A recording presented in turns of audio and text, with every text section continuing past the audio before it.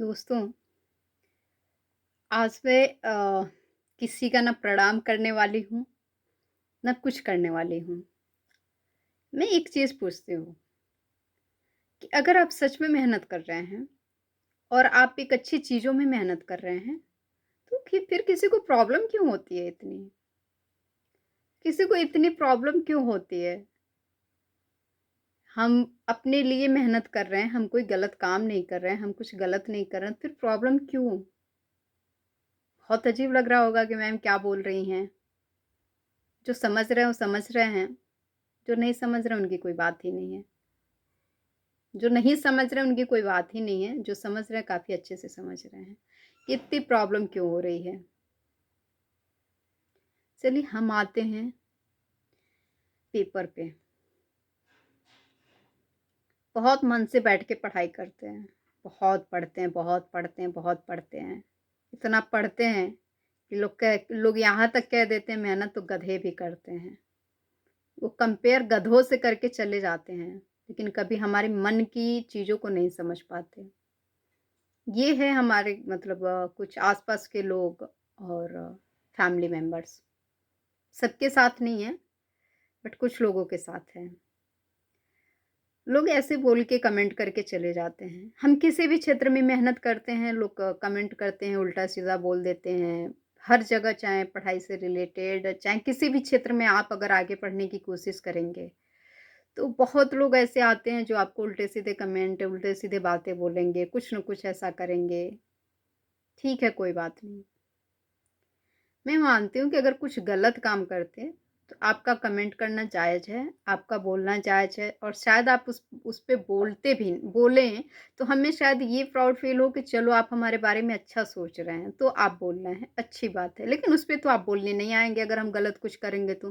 तब तो आप बढ़ावा देंगे कि चलो अच्छा है, कुछ गलत ही कर रहा है या अच्छा है, कुछ गलत ही कर रही है। लेकिन अगर कुछ अच्छा कर रहे हैं तो आपको प्रॉब्लम हो रही है। हर बार जब भी वो रहता है तो आप कुछ न कुछ दिखा देते हो कि अरे ये ऐसा है, वैसा है, सब कुछ है।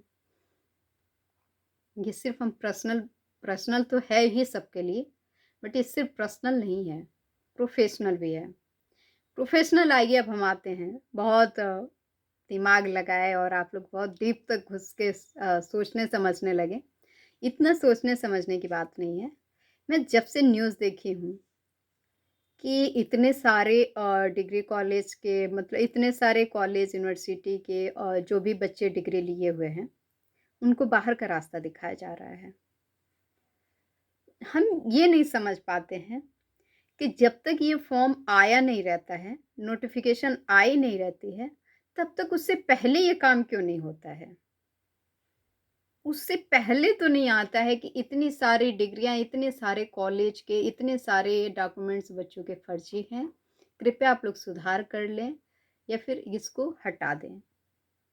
कभी नहीं आता है, अगर आता होगा इक्का-दुक्का तो वो अलग बात है या फिर मतलब मान के चलिए कि नहीं के ही बराबर है। सही बात है। हमें पता है बहुत लोग कमेंट करेंगे उल्टा-सीधा, हमारी बात को बुरा लगेगा हमारी बातों को, हमें उससे कोई फ़र्क नहीं पड़ता है। वो किसको बुरा लग रहा है, किसको अच्छा लग रहा है, उससे कोई फ़र्क नहीं पड़ता। हमें बस ये चीज़ें पूछनी है सरकार से, चाहे जहाँ की भी हो, कि जब आप नोटिफ़िकेशन आउट करते हैं, बच्चे अपने 4 साल की डिग्री ले लिए रहते हैं, जब पढ़ाई में मन से लगे रहते हैं, तब आप आकर के ऐसे रास्ता दिखा देते हैं कि अरे! कुछ नहीं, तुम क्या पढ़ रहे हो? तुम्हारे यहाँ कोई काम ही नहीं है, तुम्हारी डिग्री देखो फर्जी है, तुम जाओ बाहर। अब आप तो बाहर कर दिए, घर वाले से हम बाहर हैं ही, तो हम जाएँ कहाँ? हम जाएँ कहाँ? ये बता दीजिए। आप तो सोच समझ के डिग्री हमारी फर्जी दिखा दी। यही काम अगर आप पहले कर दिए रहते कि वहाँ की जो भी संस्था है, जो भी इंस्टीट्यूट है, जो भी कॉलेज है, जो भी यूनिवर्सिटी है, आप अगर पहले ही ब्लैक लिस्ट डाल देते हैं या पहले ही उसको मान्यता के अगर वो दिखा रही है कि हाँ, हमारे यहाँ से मान्यता है, अगर 1-2 अगर कहीं वो नेट पे चढ़ा भी देती है, तो भी अगर आप चेक करके अगर वो चीज़ें हैं, तो आप सही करके उसको हटा सकते हैं कि नहीं ये कॉलेज, ये यूनिवर्सिटी, ये इंस्टीट्यूट सब फर्जी है। तो बच्चे इतना वो नहीं होते ना।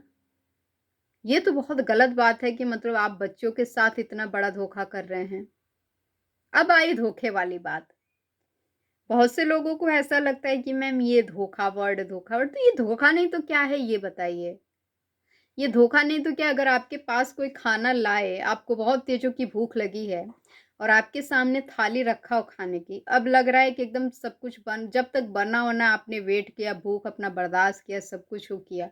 अब लगा कि नहीं अब तो सब कुछ ओके हो गया, अब खाने को मिल रहा है, तब तक कोई आके थाली खींच ले और बोले कि क्या कर रहे हो? ये तुम्हारे लिए नहीं है, तुम इसके लायक ही नहीं हो। क्योंकि इसमें जो तुमने नमक डाला था, जो तुमने आलू लाया था, वो सड़ा हुआ था। तो बनाने से पहले बताना चाहिए ना कि सड़ा हुआ था, कि बनाने के बाद बताया जाता है कि सड़ा हुआ था। तो ये गेम चल रहा है, एक स्टूडेंट और एक आयोग या एक गवर्नमेंट के साथ। ये बच्चों के साथ सरेआम धोखा है।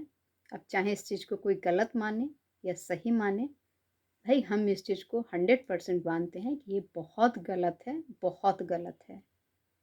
जो बच्चे इतने मेहनत से तैयारी कर रहे हैं, टीआरई 1 में आपने किया, लास्ट एंड तक आपने क्लियर नहीं किया कि हाँ बीएड को हम रखेंगे कि बीटीसी को रखेंगे कि डीएलएड को रखेंगे टीआरई 1 में प्राथमिक में, और लास्ट में आकर के आपने बाहर कर दिया। रिजल्ट आउट हुआ तब आपने दिखाया बाहर का रास्ता। कितने बच्चे मतलब उस रात की नींद जिनका होगा, मैं खुद गवाह हूँ कि मेरा खुद का था और नंबर अच्छे खासे थे, मैं क्वालिफाइड थी, मतलब नंबर के अकॉर्डिंग जितनी उनकी कट ऑफ गई थी, और उस रात नींद नहीं आई। मुझे कोई इंटरेस्ट नहीं था उसमें, बट फिर भी था कि हाँ अगर फैमिली वालों का मन है तो मैं कर लेती हूँ टीचिंग की जॉब।